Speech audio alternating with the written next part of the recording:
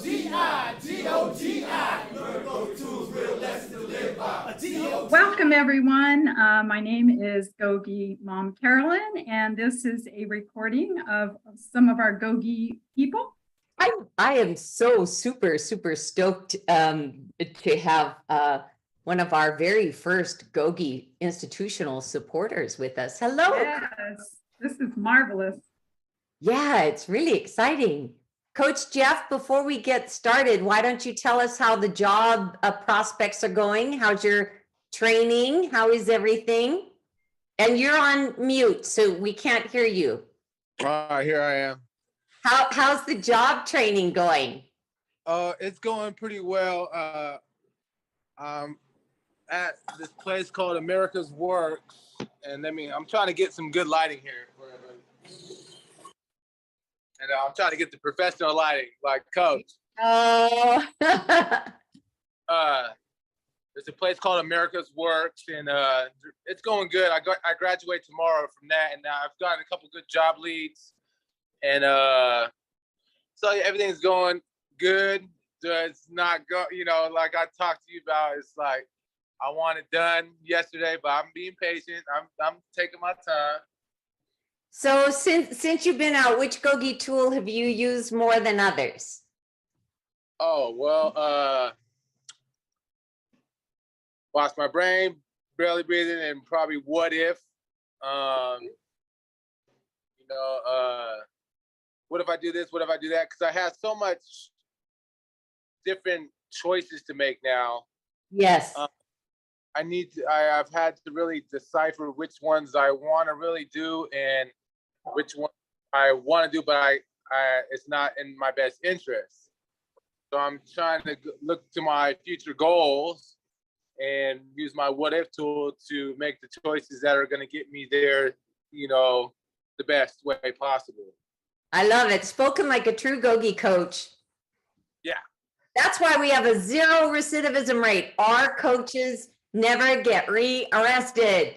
And this is why, because you're living the GOGI way. Today, I am so very excited to have on the screen, you see him as Roel Garcia. I knew him as Officer Garcia.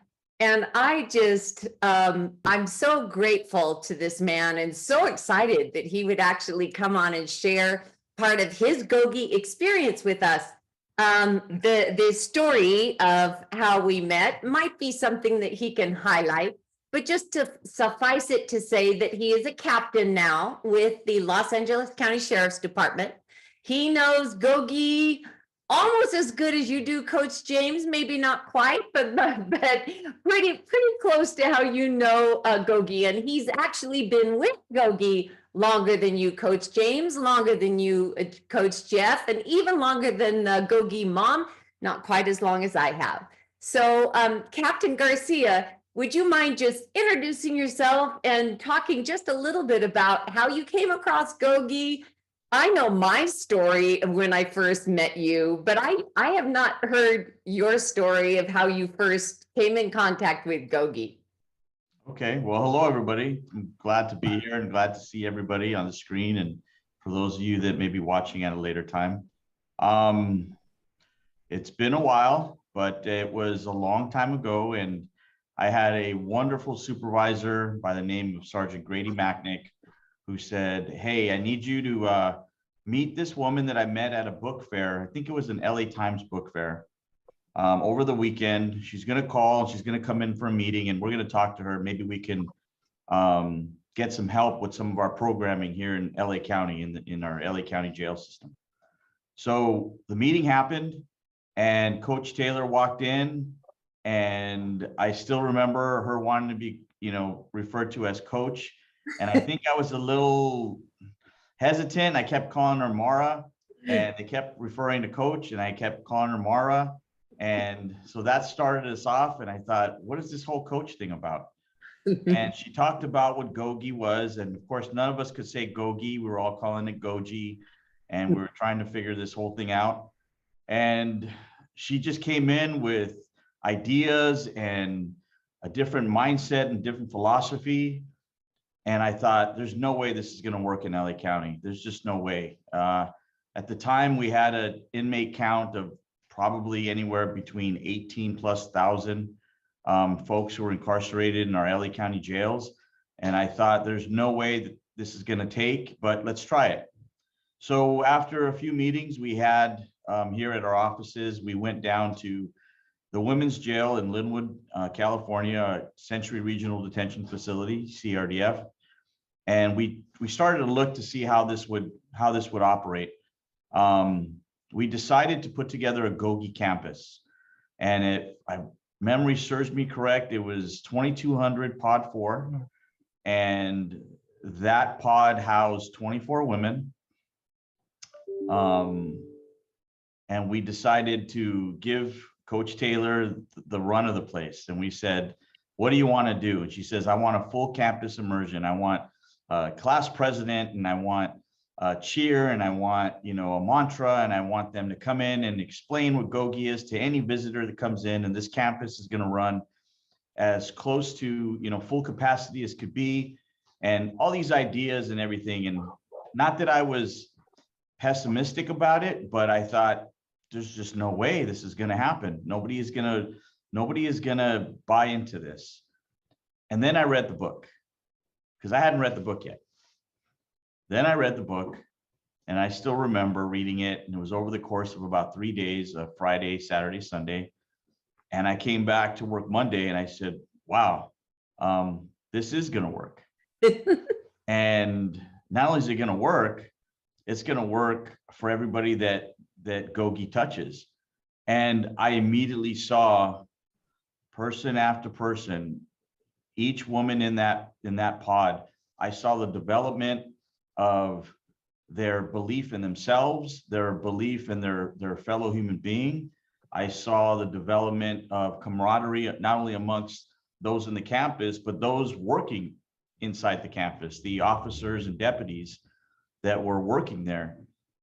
And it was simple. And somebody said it earlier, it was as simple as, belly breathing, learning how to breathe, being the boss of your brain, that 5-second light switch, all the GOGI tools that we've learned in reading that book, to watch people actually utilize them and talk about them and discuss them and share them with their family. I think the most important thing for me out of that first month really was how many people told me that on the phone and in visits, they were telling their loved ones, their supporters, about this program called GOGI. And we saw it take off, and it was just amazing to see. And everyone that touched it, like I said, from volunteers that came in on their own time to teach a class, to come in and just talk to the women. And then for the women to say, not only am I not going to come back to jail, but I'm going to go be of service to people. I'm going to go be of service to my community. We had someone in there who was a grandmother that said, I just want to go home and be a grandmother. That's it. So it was beautiful. It was powerful. And I was hooked from that moment on. And you and I have been friends ever since, really. You watched GOGI grow when we left Los Angeles County Sheriff's Department and went into CDCR, and then have just gone nationally with it. You've watched it, but yet you've kept certain aspects of it alive. I understand that you still have some interest for GOGI at the county jail. Tell me about that. Yeah, so we did the GOGI campus at our women's facility, and it was a great pilot. It was a great success. To this day, I still keep in contact with some of those women there who have gone on to do successful things, and their mothers and grandmothers, and they're employed, and they're doing great things of service to help their communities. It was a blessing to get invited to christenings and birthdays and weddings, and just to be there and watch these women, again, become successful in their community. So that was awesome. So we said, let's try it with the men at Men's Central Jail. And we started GOGI at Men's Central Jail back in, I think it was around 2011. And we had a very successful run at Men's Central Jail. We had great volunteers that came in. Actually, one of our volunteers that taught GOGI at Men's Central Jail was one of the participants at the Linwood facility. And that was Coach Maria. And she came in with her husband, Coach David, and they came into Men's Central Jail and taught GOGI. And the coolest thing is, as time has gone on, as the years have gone on, the administration's changed. There's been different, supervisors and things. Just the turnover is so high here. Recently, I was telling this to Coach. In my current capacity of where I'm at, I had one of my officers come up to me and say, "Hey, sir, there was a particular inmate that came by processing out of the system, meaning he was being released from prison, had to come to LA County, and he was going to get released after doing his prison sentence. And he wanted me to give you a message, and he wanted to say thank you. Please tell, if you know Roel Garcia, tell him I said thank you, because he brought GOGI into my life."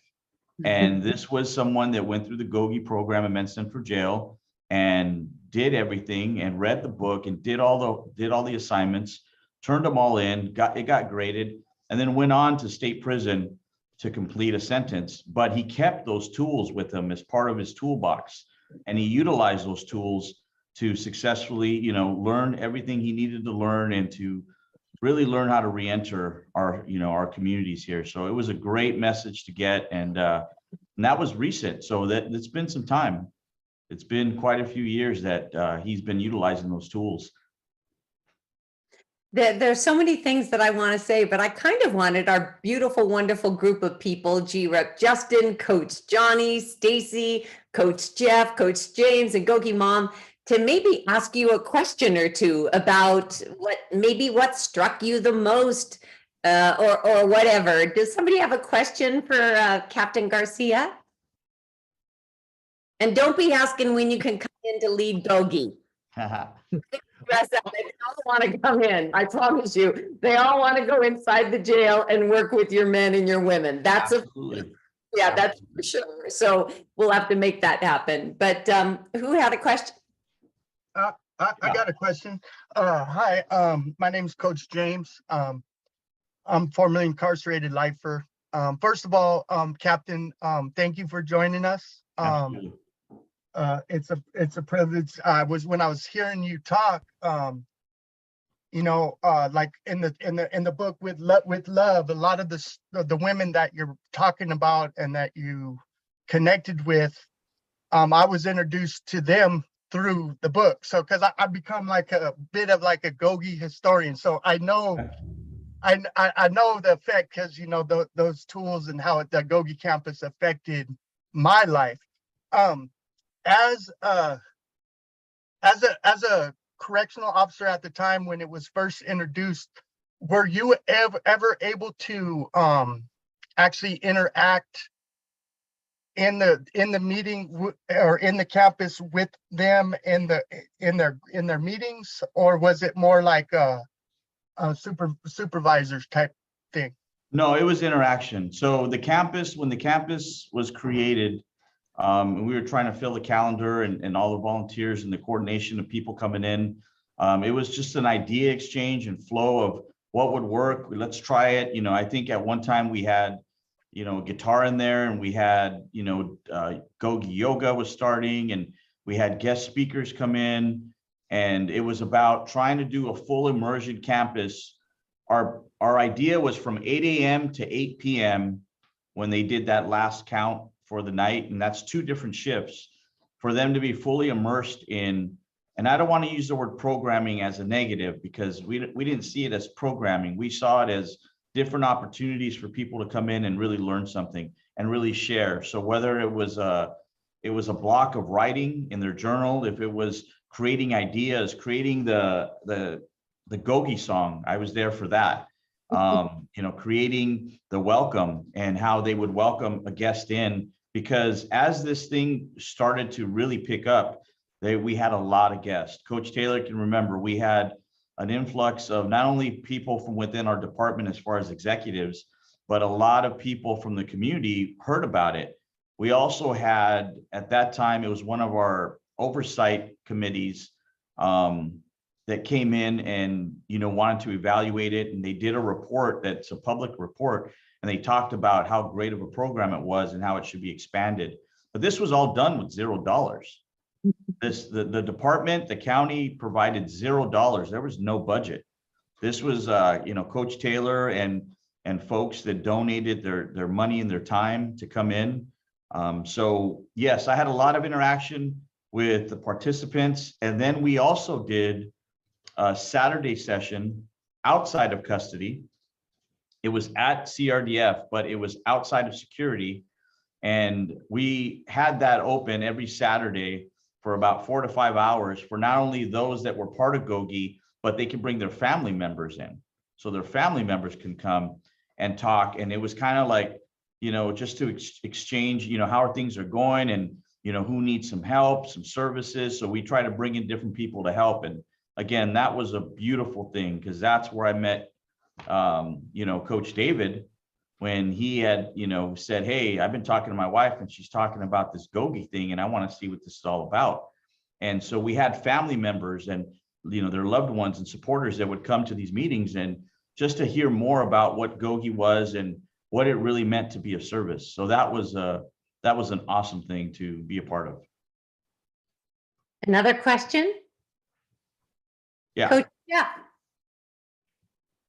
Yeah. Hi, my name is Coach Jeff Ward. I want to thank you first and foremost for being here with us. I'm also a formerly life inmate. I was sentenced to life without the possibility of parole, and GOGI changed my life so I could be here with you all today. My question is, you shared when you first started talking about GOGI and how it came in, had a certain level of apprehension about how the success of GOGI and even probably letting it into the facility. Can you speak a little bit about what that apprehension was and maybe what you would say to other jail or prison officials that are having that same type of apprehension and why they should let GOGI into their institution? Sure. That's a great question. My apprehension was one from, based on my training and experience. And that's what, in law enforcement, we always talk about our training and experience. The ideas that, first came out of, a full immersion program, from the time they wake up to the time they go to sleep, letting them get all these services and let people come in and instruction and everything. It sounds great. Logistically, it's really hard. It's really, really hard to do. And, from our side of it, it's, we have shift change and we have, meals to be served and, pill call and all those types of things that go on, in our setting. And then to have folks from the outside come in, there's always going to be apprehension with, officer safety, right? And the safety of the institution itself. So that goes without saying. But for me personally, I think the apprehension was, do I see men and women who have been incarcerated, institutionalized, and, everybody's got a different terminology, right? Here in LA County, we use the term inmates. Some folks want to be referred to as convicts, some, and then there's others. Now we call folks patients and, other terms that are used. It's really about, can we do this and still be safe and still be in a place that we can have order, for lack of a better term, right? And I thought, and again, the idea was, do I see any of our folks wanting to get up and do a GOGI cheer? At the time, I thought, no, it's not going to happen. I didn't think we were going to have a GOGI cheer. I didn't really think we were going to have folks getting up and giving their testimony, because in corrections, when you talk about correctional education, it's really just instruction. And that's it. It's, you're the student, you're in a seat, we're going to instruct, and you're going to learn, and then we move on. GOGI isn't instruction. GOGI, as all of you know, is really getting in there and doing a deep dive of self-inventory and expressing yourself. And when you express yourself with what you've read, what you've seen, what you've been taught, what you've heard, and that experience of the interaction, GOGI pulls that out of you, pulls that interaction piece out that allows people to have that free flow of information exchange, talking about the tools, because where maybe belly breathing is the #1 tool for someone, maybe the 5-second light switch is, the #1 tool for someone else, or being the boss of your brain. So everyone has their #1, 2, and 3, so to speak. But that exchange of information, that back and forth, I didn't expect that. That was my apprehension. I thought there's no way that people are going to exchange that kind of dialogue. And to, you know, my surprise, and it was a very awesome surprise, it was happening. And I've seen it, you know, I've seen it all the way through. Everyone that I've given a GOGI book to, I've spoken to after, and we talk about that exchange of the tools that they, not only that they learned, but the tools they utilize and what's, you know, their number 1, 2, and 3. Cool. Any more questions for our captain? Yes, Stacy. Stacy, and then GOGI Mom. Well, Jeff kind of asked part of what my question was about your apprehension when it was, you know, kind of first brought to you. But as a follow-up to that, I live in Oregon. I live in Portland. I haven't really found much of a GOGI presence here. So what was it initially about Coach Taylor's presentation to you that kind of got you to say, wait, I'm going to stop and listen to this? A little background in Portland, a couple of years ago, before the pandemic, or maybe whatever the election was before that, the voters here in Portland decided it would be a good idea to legalize drug use, all drug use, heroin, you know, whatever, in small quantities, with the idea that instead of arresting them, they'll go to a treatment facility. Unfortunately, they enacted that law before there were treatment facilities, but the point is the law is still there, and there's still all that money, and they're still trying to get it together. So what was it about Coach Taylor's presentation that maybe I could present to these burgeoning treatment facilities to get them to look into GOGI and maybe incorporate that into one of these treatment centers, somewhere that's going to pop up with this millions of dollars that are there. It hasn't happened yet, but it's supposedly going to. So I work with people in recovery, and I do tell about the tools. I'm not allowed to have GOGI meetings. It's been established, but I talk about it all the time. And so I just would really like to try to present this to other people in Portland, especially because we have that law, and we haven't really done anything with the treatment money. So far, all it's really done was invited people from all over the country to come and live on our streets. So it's a needed thing.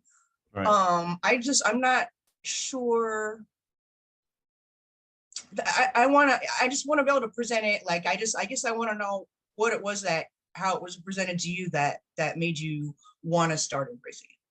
Well, to be perfectly candid, the very first thing that was an instant yes is it was a turnkey operation, because Coach Taylor came in and said, this is going to cost you guys a thing. We're going to come in here, we're going to do this, and it's not going to cost you anything. We're going to get books donated. We're going to have volunteers to come in. So, you know, in our setting, we were paying a school district to come in and provide GED type of classes and things like that to our population, which cost us millions of dollars. This was something different. This was a no cost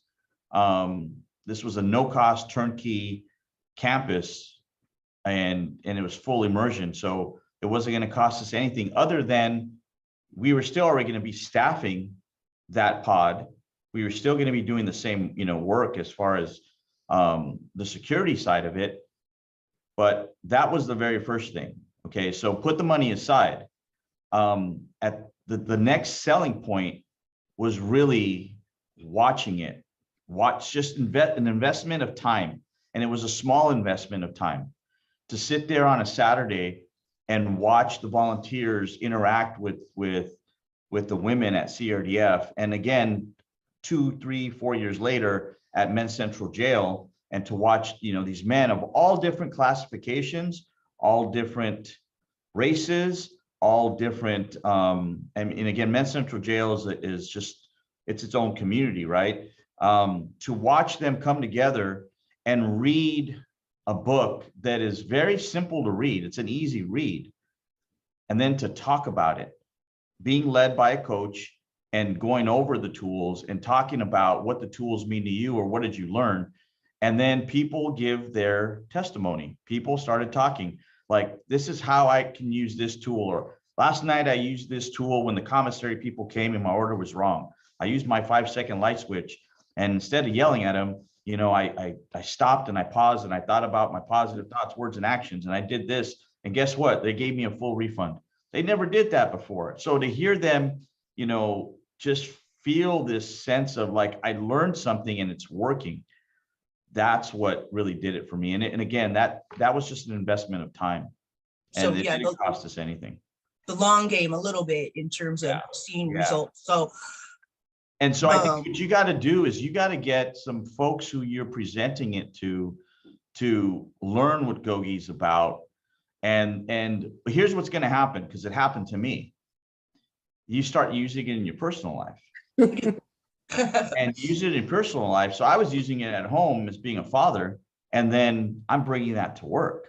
And they always tell us, don't bring home to the workplace and vice versa.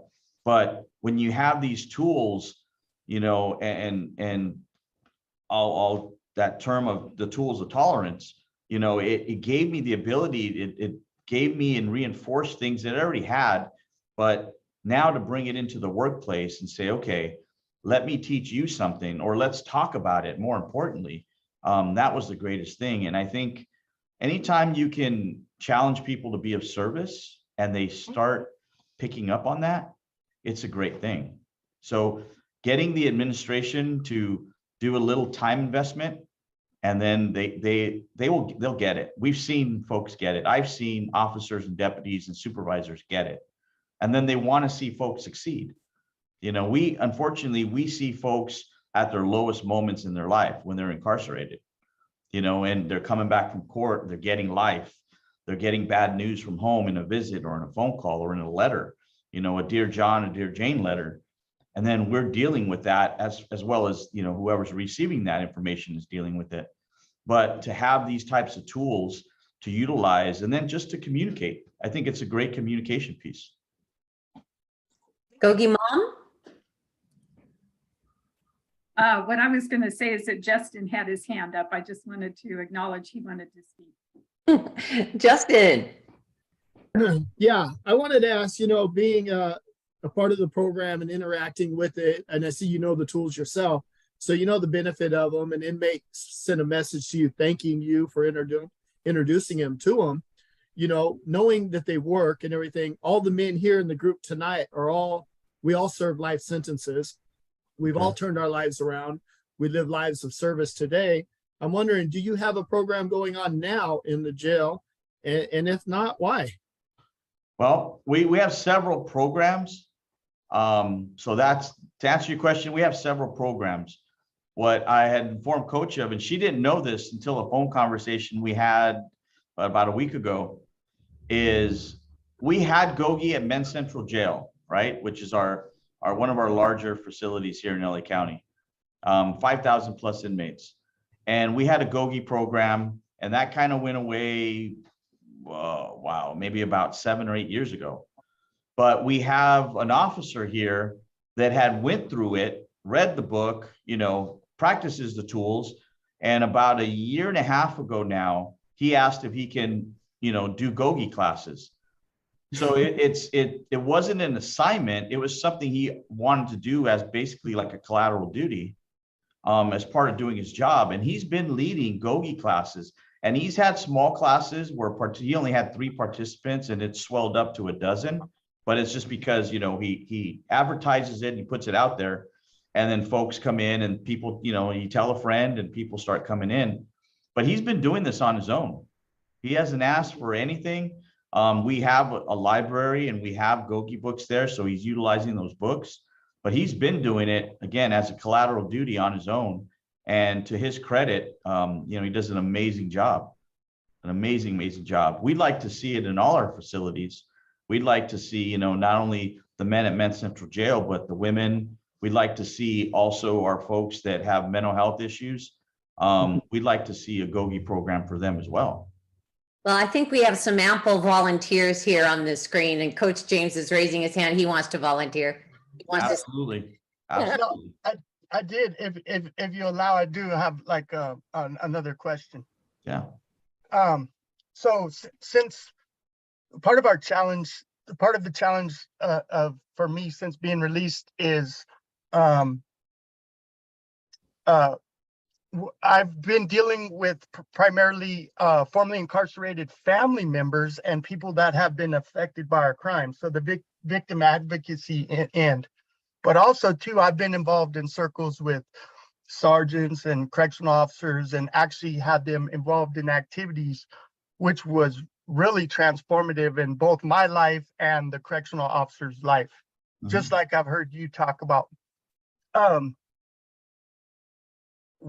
We want to open these tools up to the larger community, which includes correctional officer staff, which includes family members and the formerly incarcerated, and bridging this gap and taking that. Do you ever see maybe your officers in like participating and learning these tools amongst themselves to actually have like I talk about the keywords, like that's the language we're talking about when we exchange the keywords, rather than say boss of my brain. I'm able to articulate that I have 3 parts of my brain. And if I'm in the smart part or the emotional part or the old habit, I think centrally, I think a correctional officer's tool would probably be the tool for give. In order for me to give, I must be safe from harm, right? The safety and security of the stuff.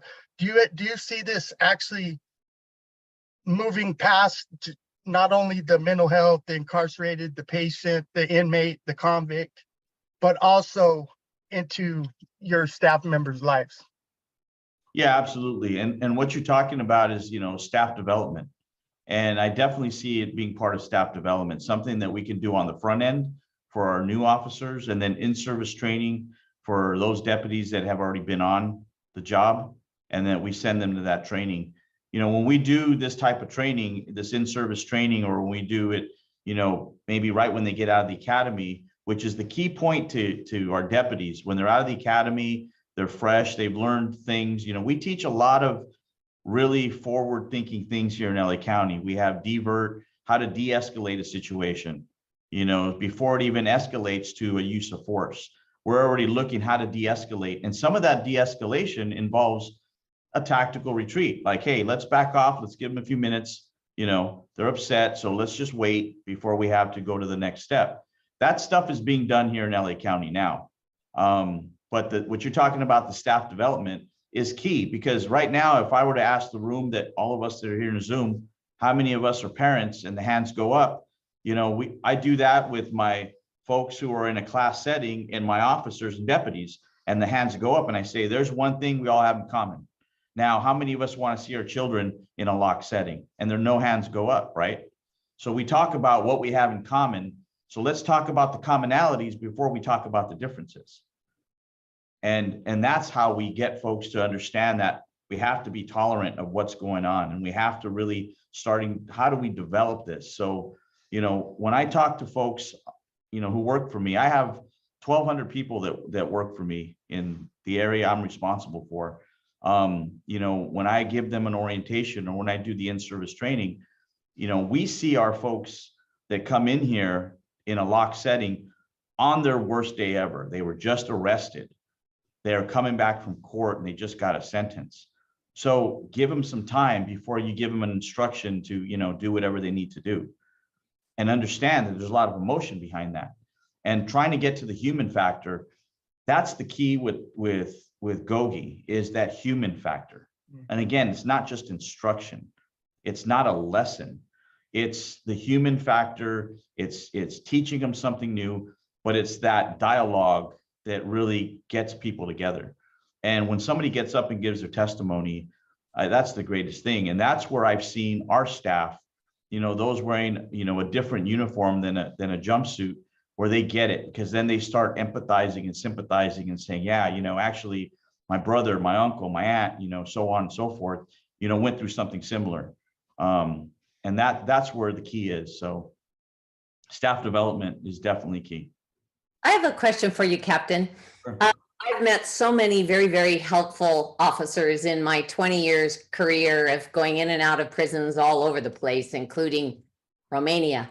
I've seen and experienced the best of what officers have to offer. But when I leave, sometimes the emotions between the incarcerated and the officer brings out the worst in people. What we train our GOGI coaches, what we train our GOGI students is that they need to be their best, so encourage the best out of an officer. So my question is this: what would you recommend? This will be aired on YouTube and correctional facilities, and actually officers will watch it when they're interested in starting GOGI. What is your recommendation for someone who is incarcerated to understand that the person with the badge is what? Who is the person with the badge, and how can they best interact with them to increase the amount of harmony and increase the collaboration, increase that human factor that you talked about? The very simplistic answer is to recognize that that's your brother and sister. That's somebody that is also going through things. We get to come in, we get to come in, do our job and leave, but it affects us as well. The human condition of what we see, it affects us. What we witness, when we see someone suffering, even though we may not articulate it, maybe we don't write it down, it still affects us.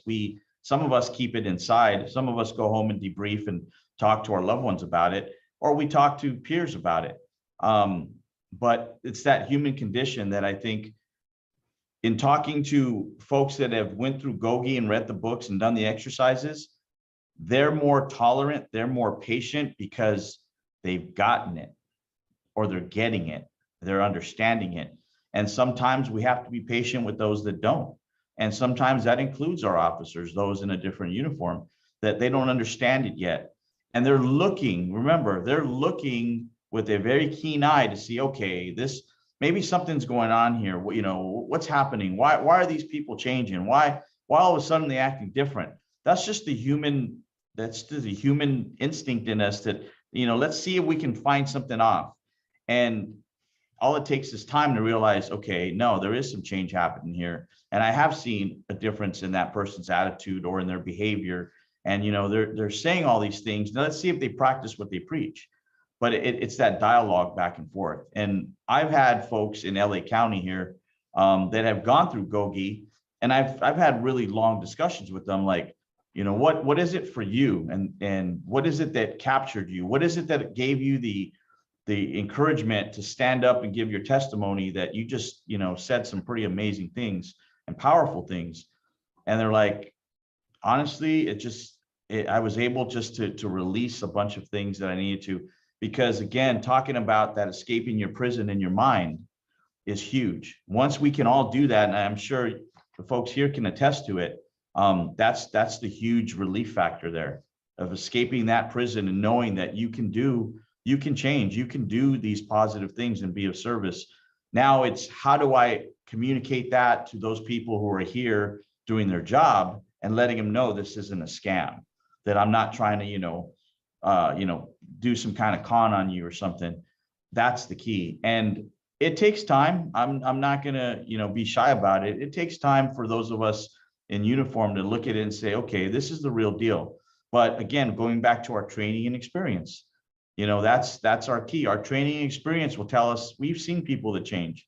In every county jail and every prison system, guards and officers and deputies have seen positive change. Remember, positive change. Beautiful. We have a couple more minutes for a couple more questions. Coach Johnny and G-Rep, do you guys have a couple of questions? Yeah, great seeing you again, and I'm not in the back of a police car, so that's awesome. Yeah, it was great meeting you in the mail room and having you come out. You mentioned something that I think is really important is usually when somebody, whether it's parole or leaves the county jail, They always have like a little bag of some of the letters they received, maybe some pictures, a phone book, and the opportunity that you're giving them and Coach Taylor and the rest of the GOGI community is they also get to stash some tools in there, some GOGI tools. And what that does is it makes it a safer community for everybody. You know, they say that probably close to 95 or a higher percent is going to get out of prison. We have a gentleman on the call who had a life without possibility of parole and got out of prison. He got out of prison because he's a transformed human being, and he did that through GOGI. So I want to thank you for your encouragement, for your leadership, and just allowing people to try something different, taking a chance. And it's, you know, you're kind of like a banker to a certain degree. You're investing in people instead of homes and cars and everything else. And I think the payoff is great. Coach Taylor invested in all of us, and not to toot our own horn, but I think we're pretty amazing, and we see life from a different perspective. I've been out of prison 5 years after serving 28 years. And I've noticed some people out here who've never been in prison who are actually in prison. And, you know, I want to hand them a book, but I don't carry books with me all the time. But just understanding like just a few words and being able to give somebody and you know, invest in my community by being an example. And thank you for being an example and allowing this community. And it'd be great to have another GOGI campus, and anything we could do to support you. Let me know. Thank you so much. All volunteers are welcome. All volunteers are welcome. Well, here's the team. Here's the volunteer team. G-Rep Ernie, I would like you to first say hello to your Spanish-speaking students. G-Rep Ernie is our Spanish case manager. So G-Rep, if you wouldn't mind just saying, get closer to your phone. If you wouldn't mind, just pull the phone closer to you and then say a few words to your Spanish students. And then I'd like you to ask the captain a question before we kind of wrap things up. Sure. Saludos aquí de parte de todos nosotros en GOGI, dejándolos saber que no nos olvidamos de ustedes y que le echen ganas a sus cursos para que puedan ir a tabla y presentarse bien. Muchas gracias. And the question that I had, and again, it's good to see him again. I remember meeting him at the mailroom, and my old habit way of thinking was run. Where's the door? when I looked at the door, I saw your boots and you were dressed. It brought back memories of a extraction. Anyway, you know, you actually answered it, and it's the one that I've been, you know, wanting to ask, and you have answered it. So that you say that you have seen change in the people that are taking it, and that's really good, because I know that your officers need to feel safe. And like Coach Taylor says, you know, if you can bring harmony to a place like that, it just makes everybody's job a lot easier.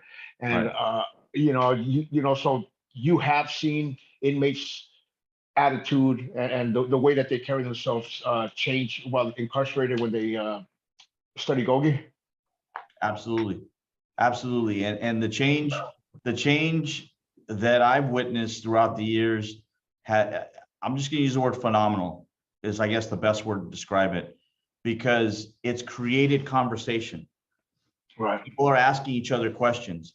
And it starts with the testimony. So again, it starts with somebody doing that self-inventory, getting up and speaking to the class, because we could all read a book and we could have an instructor, you know, talk about the book.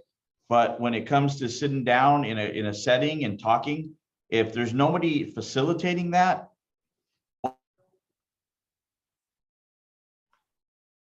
Sergeant, you're okay. Sorry, I'm sorry about that.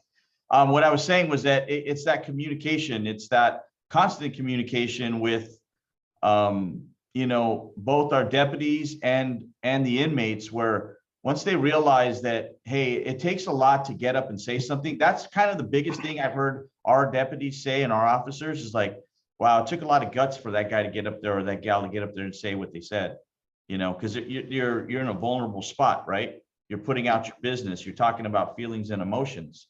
But people recognize that vulnerability and they respect it, and then it creates the dialogue. So for me, that biggest thing is that testimony of somebody getting up in a classroom setting and saying, this is what I read, this is what I learned, this is what's important to me.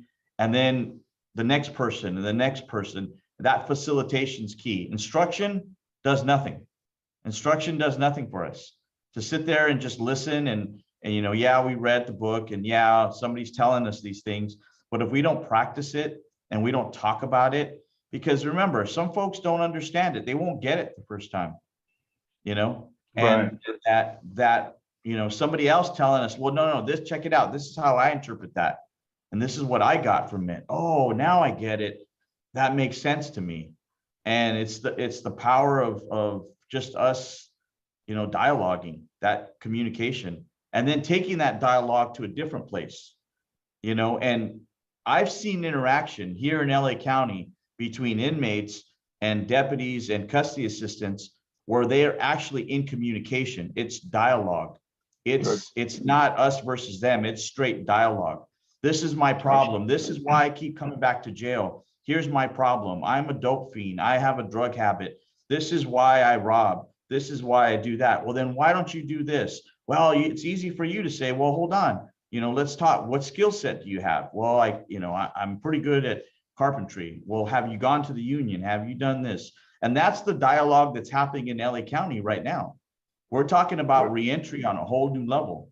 You know, in LA County, we don't just release and say, you know, see you. We're offering birth certificates and driver's license and, you know, reentry, and how do we get you into a program? And if it's not a program, what vocational training can we get you?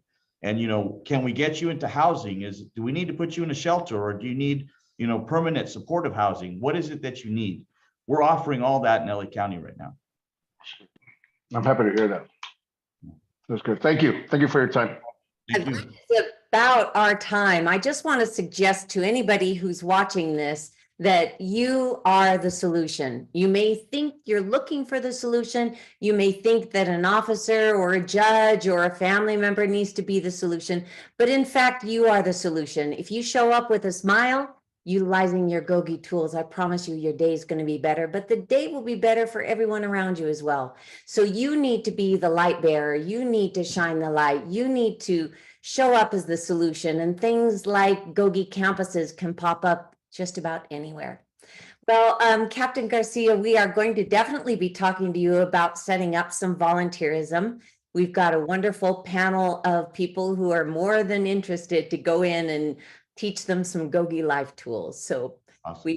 We will be reaching out to you to do that. We always close our meetings with the GOGI pledge, and I think the best way to work it is if I say the pledge and everybody else puts themselves on mute. That seems to be better. So if you guys go on mute, then we will have everybody repeating after me without a lot of feedback. So please repeat after me. May our commitment to the study of GOGI grant us the joy of giving and receiving, so our inner freedom may be of maximum service to those we love and infinite others. Okay, everybody turn your mics on and let's say thank you to Captain Garcia. We are so grateful. We're so grateful. Thank you. Thank you, Captain. Guys have done. Thank you. Thank you. Thank you. Take care, everyone. GOGI, GOGI, GOGI told me this, I got the tools on it. GOGI, GOGI, GOGI told me this, I got the tools to live by. GOGI, GOGI, GOGI told me this, I got the tools to live by. GOGI!